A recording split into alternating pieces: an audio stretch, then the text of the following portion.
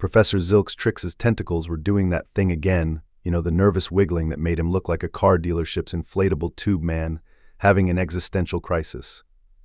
Standing before his xenobiology class at the Galactic Federation Academy, he kept adjusting and readjusting his hover screen, a habit that had only gotten worse since the administration had announced their cultural exchange initiative. C-class, his voice warbled through his translator, all four of his eyes blinking independently in that unsettling way that reminded everyone he was definitely not from any planet with vertebrates. Today's lesson will be quite unique. His topmost eye swiveled to the classroom door for the 15th time in as many minutes. The classroom itself was a testament to galactic diversity, looking more like an interstellar zoo than an academic setting. In the front row, Blorpti was practicing their usual morning routine of splitting into 3 smaller Blorpties before merging back together, a nervous habit that left small puddles of gelatinous goo on the floor. Behind them, Crix's antennae twitched in anticipation, occasionally picking up stray thoughts from their crystalline classmate Izith, who was currently refracting light into complex patterns across the ceiling, their species equivalent of doodling. Moop Zap, the energy-based student, was literally bouncing off the walls, their excitement manifesting as small static discharges that made Flutter's feathers stand on end.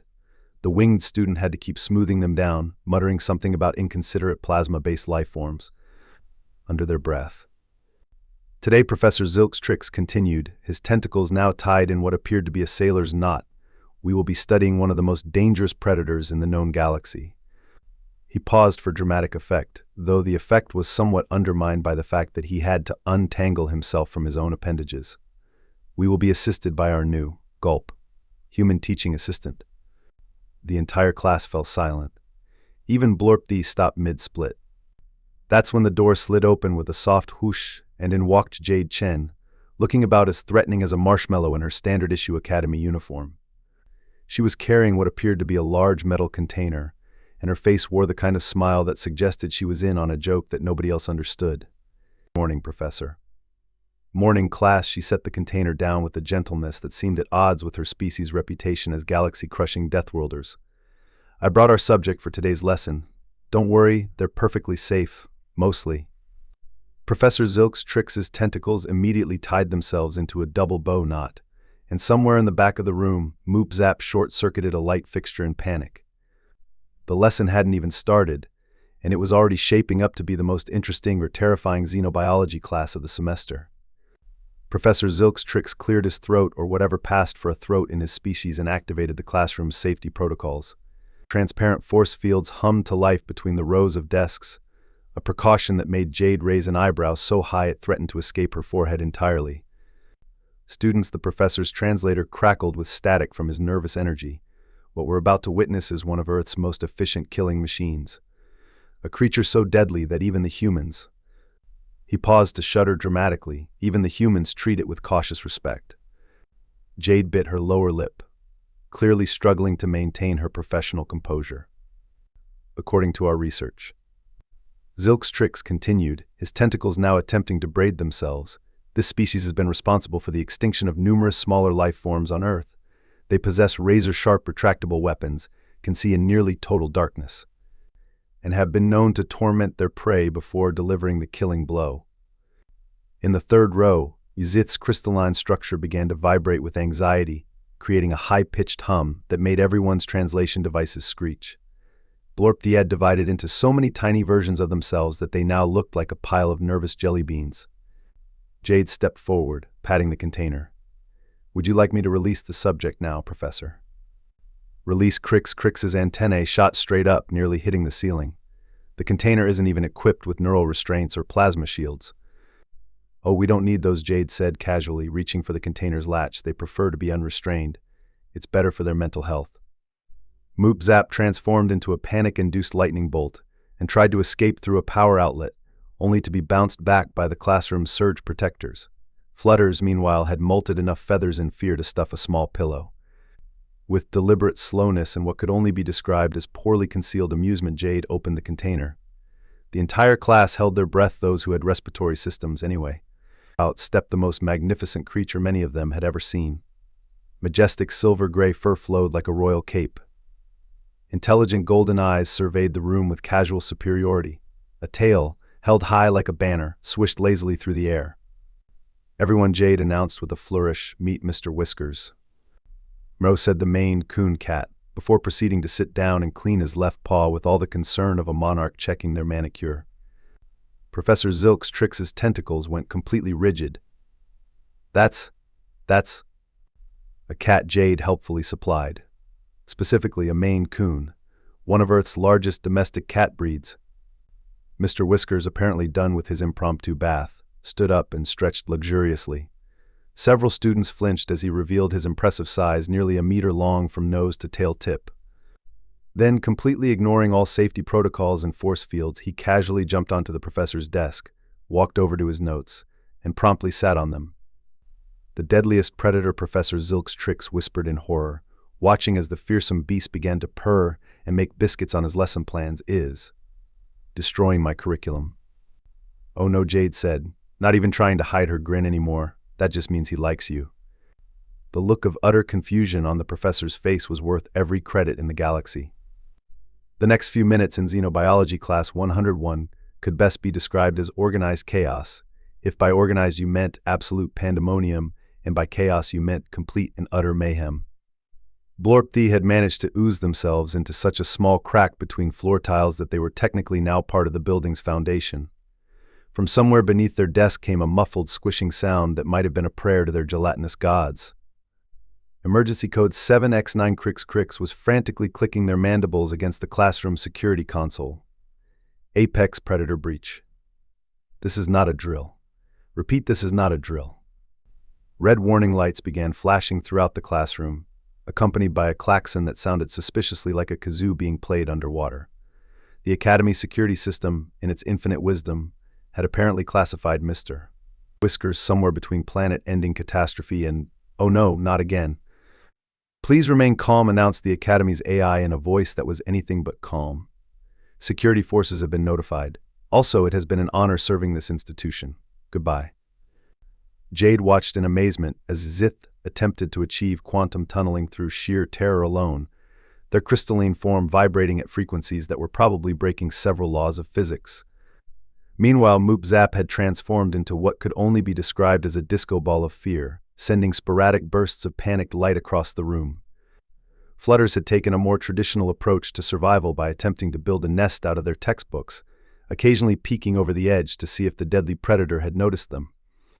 Through all of this, Mr. Whiskers continued to sit regally on the professor's desk, occasionally pausing in his grooming to watch the chaos with the kind of mild interest that only cats can achieve, that perfect mixture of "I could kill you," and "but I'd rather not waste the energy."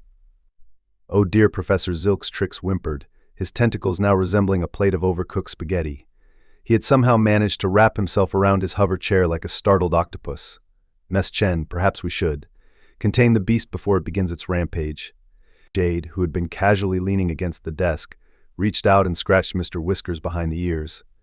The fearsome creature responded by flopping onto his side and stretching out, exposing his fluffy belly in what the aliens could only assume was some kind of death threat. "The beast demands a sacrifice," shrieked Crix, still hammering at the security console. "It has chosen the human." "Actually," Jade said, as Mr. Whiskers started purring loud enough to rattle the professor's coffee mug, "he just wants belly rubs. Though I should warn you that's sometimes a trap." "A trap," Professor Xilx's voice rose several octaves. "It lures its prey with displays of vulnerability. Such cunning. Such ruthless tactical thinking." At that moment, the classroom door burst open, and in rushed the Academy's security team, which consisted of 3 Zorblaxians in powered armor suits, each carrying what appeared to be enough firepower to level a small moon. They took one look at the scene, did a collective double take, and promptly got their armor suits tangled together like a group of confused robots. "Stand back," shouted the lead security officer, trying to aim their weapon while simultaneously untangling themselves from their colleagues. "We'll handle this dire threat too. Is that a fuzzy earth creature?" Mr. Whiskers chose that moment to roll over and meow softly, apparently deciding that Jade wasn't paying him enough attention. The sound, despite being barely louder than a whisper, caused all 3 security officers to flinch so hard their armor clanked. "He does this every morning when he wants breakfast," Jade explained, pulling a small bag of treats from her pocket. The casual movement caused several students to gasp in horror. Clearly, they thought she was drawing some kind of weapon. Instead, she held out a small fish-shaped treat. Mr. Whiskers delicately took it from her fingers, his manners impeccable despite being surrounded by enough firepower to start a small war. Jade gestured to the perfectly behaved cat, totally harmless. That's when Mr. Whiskers spotted the red dot from one of the security team's targeting lasers moving across the floor. What happened next would go down in Academy history as the Great Laser Pointer Incident, and would require 3 maintenance crews, 2 counseling sessions, and 1 very long explanation to the Academy board about why the security team was found hiding in a supply closet. After the security team had been coaxed out of the supply closet with promises that Mr. Whiskers was no longer in attack mode, Jade decided it was time for some proper education. She stood at the front of the class while Mr. Whiskers lounged on the professor's desk like a furry emperor holding court. So she began, trying not to laugh at Professor Zilk's tricks, who was still maintaining a safe distance of exactly 3.7 meters from his own desk. Let's talk about domestication. You see, humans have a unique ability to make friends with pretty much anything. Even apex predators. Crix's antennae twitched in disbelief. Especially apex predators. Jade grinned. Cats actually domesticated themselves. They looked at our early agricultural settlements, saw we had lots of tasty mice eating our grain, and basically said, hey, we could handle your rodent problem if you give us food and worship us like gods. Our ancestors agreed. And here we are, about 9,000 years later. The class stared at her in stunned silence. Moopzap flickered rapidly, their species equivalent of a confused blink. You negotiated with predators. Professor Zilk's tricks' tentacles formed a question mark shape, without neural inhibitors or genetic modification. Watch this, Jade said, pulling out a small red laser pointer. The entire class flinched, probably expecting some kind of weapons demonstration. Instead, she pointed it at the floor, creating a small red dot. Mr. Whiskers' head snapped around so fast it made Flutters molt another handful of feathers. The mighty predator crouched, wiggled his behind, and pounced on the dot with all the grace of a trained assassin and all the intelligence of a potato. But Professor Zilk's tricks gestured wildly with his tentacles, the hunting algorithms, the predatory instincts, the deadly efficiency, are currently being used to chase a light beam. Jade completed, moving the dot up the wall as Mr. Whiskers bounded after it. Humans have a gift for channeling natural behaviors into play. It's how we formed bonds with most Earth species. Xith, whose crystalline structure had finally stopped vibrating in terror, raised a faceted appendage. Query: does this mean the creature will not consume our molecular structures? Mr. Whiskers prefers premium cat food and the occasional tuna treat, Jade assured them. Though he might try to sit on you, he does that. As if to demonstrate, the cat finished his laser pointer chase and sauntered over to Professor Zilk's tricks' desk, where he promptly flopped onto the stack of ungraded papers. Something extraordinary happened then. Blorp, who had spent the entire class as a quivering puddle, extended a tiny pseudopod from their desk crack hiding spot. The gelatinous appendage reached tentatively toward Mr. Whiskers. The entire class held their breath or equivalent respiratory functions. Professor Zilk's tricks' tentacles tied themselves into what looked like advanced macrame. Even the security team, peeking through the classroom window, pressed their faces against the glass in anticipation. Mr. Whiskers looked at the approaching pseudopod, lifted his head, and bumped it gently against Blorp's offered appendage. That's called a head bunt, Jade explained softly. It's how cats show affection. He's saying he trusts you. Blorp made a sound like a happy splash and extended further from their hiding spot. Mr. Whiskers, encouraged by this new development, began to purr. The vibrations, Yizith exclaimed, their crystalline form resonating slightly with the cat's purring. They're pleasant. Purring actually has healing properties on Earth, Jade explained. It can help with bone density, muscle repair, and even emotional well-being. We've used cat purrs in medical studies. One by one, the students began to emerge from their various hiding spots. Even Moopzap descended from the ceiling light fixture they'd fled to, though they maintained a respectful distance to avoid any static fur interactions. So Professor Zilk's trick said, finally unwinding his tentacles enough to approach his own desk, humans took one of nature's most efficient predators and turned it into a healing companion. And a friend, Jade added, watching as Mr. Whiskers graciously allowed himself to be admired by the gathering crowd of alien students. That's what humans do best. We see potential for friendship in everything, even things that could theoretically eat us. Fascinating, the professor murmured, reaching out one tentative tentacle toward Mr. Whiskers. The cat responded by rubbing against it, leaving behind a few silver-gray hairs that would probably end up in the Academy's Xenobiology archive. Perhaps we should revise our classification of humans from terrifying Deathworlders to terrifying yet inexplicably friendly Deathworlders. We'll take it. Jade laughed, watching as her fearsome apex predator rolled over to expose his belly to his new alien admirers. Though maybe just call us friends for short. The next half hour of Xenobiology class 101 transformed into what could only be described as an interstellar petting zoo, except there was only one Earth animal, and he was thoroughly enjoying his newfound celebrity status. Crix approached Mr. Whiskers with the careful precision of a bomb disposal expert. The fur, it appears to be some kind of defensive array. They gently touched the cat's back with one antenna. Fascinating. It's transmitting data. That's called static electricity, Jade explained, trying not to laugh. And no, he's not attempting to hack your neural network. Meanwhile, Yzith had discovered something extraordinary. Their crystalline form naturally refracted light, creating small rainbow patterns on the floor. Mr. Whiskers, being a cat of refined tastes and absolutely no impulse control, immediately began chasing the lights across the classroom. The beast responds to my light-bending abilities. Yzith vibrated with excitement. Query, have I established dominance over the Earth predator? More like you've discovered his favorite game, Jade said, watching Mr. Whiskers attempt to catch a particularly elusive rainbow. Though I wouldn't tell him about the dominance thing. Cats have opinions about that. Moop Zap, still cautious about direct contact, had created a small controlled electrical field that made Mr. Whiskers first stand on end.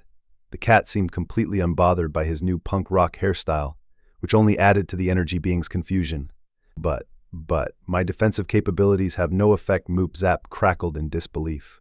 Is it immune to electromagnetic manipulation? No, he just doesn't care, Jade shrugged. Cats are like that.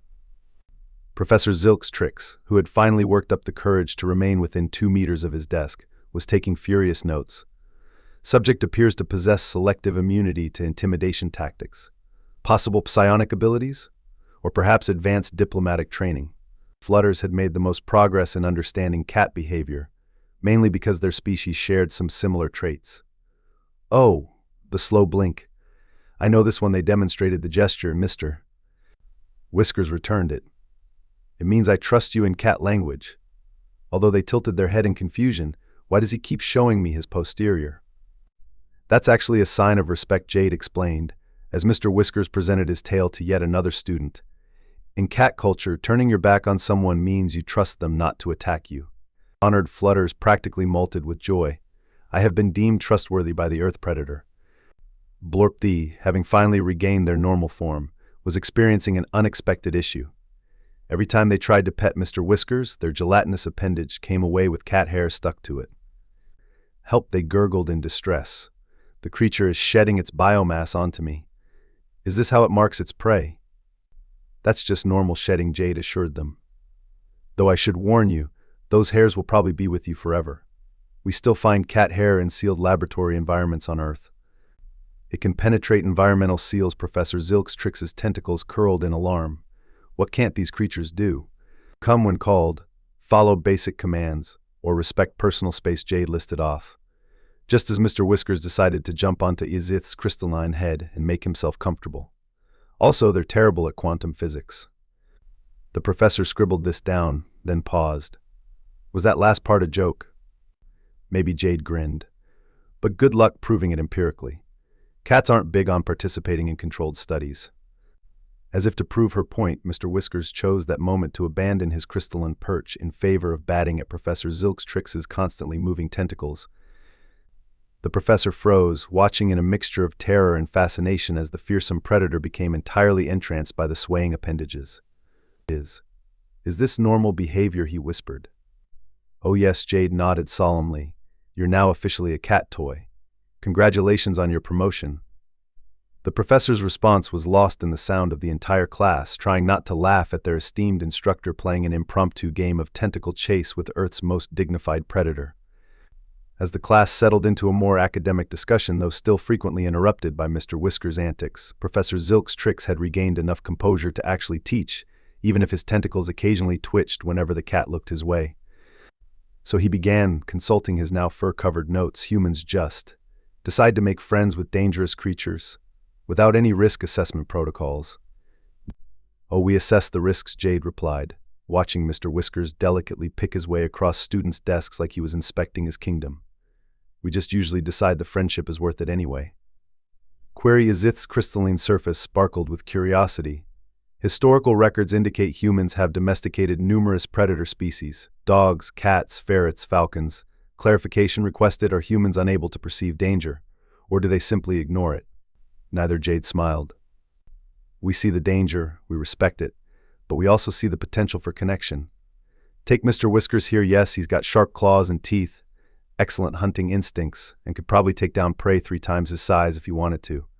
But he's also loving, playful, and makes a fantastic heating pad when you're sick." Moop Zap crackled thoughtfully. "Humans utilize apex predators as medical devices, among other things." Jade nodded. "Dogs help us hunt, herd, and heal. Cats protect our food supplies and provide companionship. We've partnered with horses for transportation, birds for navigation. We see every creature as a potential friend first, threat second." Professor Zilks-Trix's tentacles formed an exclamation point. "But that's precisely what makes your species so terrifying. You approach the most dangerous things in the galaxy and just befriend them." Observation Crix's antennae twitched. Perhaps this explains why humans were so successful in joining the Galactic Federation. They didn't see alien species as threats to be contained. "We saw potential friends to be made," Jade completed the thought, "even if those friends had tentacles, or were made of crystal, or could literally shoot lightning." Blorpthee, who had finally stopped finding cat hair in their gelatinous form, raised a pseudopod. "But doesn't this make humans the most dangerous species of all? The ability to turn predators into allies." The classroom fell silent as this idea sank in. Even Mr. Whiskers paused in his grooming to observe the sudden shift in atmosphere. "You know," Professor Zilks-Trix said slowly, his tentacles forming thoughtful spirals, "perhaps we've been classifying humans incorrectly all this time. We called them Deathworlders because they survived alongside predators. But they didn't just survive, they thrived by making peace instead of war. Most of the time," Jade added with a slight smile. "We're not perfect, but we try to lead with friendship rather than fear. Like approaching a clearly dangerous felid predator and deciding it would make an excellent teaching assistant." The professor's translator somehow managed to convey dry humor. "Exactly," Jade beamed. "Though to be fair, Mr. Whiskers volunteered for the position. By which I mean he sat on my lesson plans and refused to move until I brought him along." The class erupted in laughter, different sounds from different species, but all sharing the same understanding. Mr. Whiskers, sensing he was once again the center of attention, decided this was the perfect moment to demonstrate another classic cat behavior. He jumped onto Professor Zilks-Trix's desk, walked straight across his newly reorganized notes, sat down directly on his grading tablet, and began to purr. "I believe," the professor said, watching his academic materials disappear under a cloud of purring fur, "that this may be the most important lesson about humans I've ever taught. Though I do have one question, Ms. Chen." "Yes, Professor. Will he ever let me have my desk back?" Professor Jade replied with the wisdom of countless human generations of cat owners. "That's not your desk anymore. It never was." The end of the semester at the Galactic Federation Academy brought many changes, not least of which was the official appointment of Mr. Whiskers as Senior Feline Professor of Human-Alien Relations, a title that had required 3 separate committee meetings to approve, largely because no one could agree whether the word feline should precede or follow senior. Professor Zilks-Trix's classroom had undergone some modifications. A premium cat bed now occupied a permanent spot on his desk, though Mr. Whiskers preferred to sleep directly on top of whatever the professor was currently trying to grade. The security system had been reprogrammed to recognize purring as a sign of peace, rather than an imminent threat, and someone had installed a window perch perfect for surveilling the academy grounds for suspicious birds. "It's remarkable," Professor Zilks-Trix commented during the final class, his tentacles absent-mindedly dangling a piece of string for Mr. Whiskers' entertainment. "Our entire xenobiology curriculum has been revised. We now have a whole unit on human companionship behaviors." The students, who had long since abandoned their original seating arrangement in favor of positions that provided optimal cat petting access, nodded in agreement. Blorpthee had even developed a special non-stick coating that prevented cat hair from becoming permanently embedded in their gelatinous form. The most fascinating aspect The professor continued, checking his notes slightly crumpled from being sat on, is how this one small predator has completely transformed our understanding of Deathworlders. Instead of humans terrifying survivors of a death planet, our textbooks now read humans, the species that befriends everything. Everything that's worthy of friendship, anyway, Jade added with a grin, watching as Mr. Whiskers performed his daily inspection of Yzit's light refractions. Crix, who had recently submitted a research paper titled The Strategic Advantages of Belly Rubs in Interspecies Diplomacy, raised their antennae.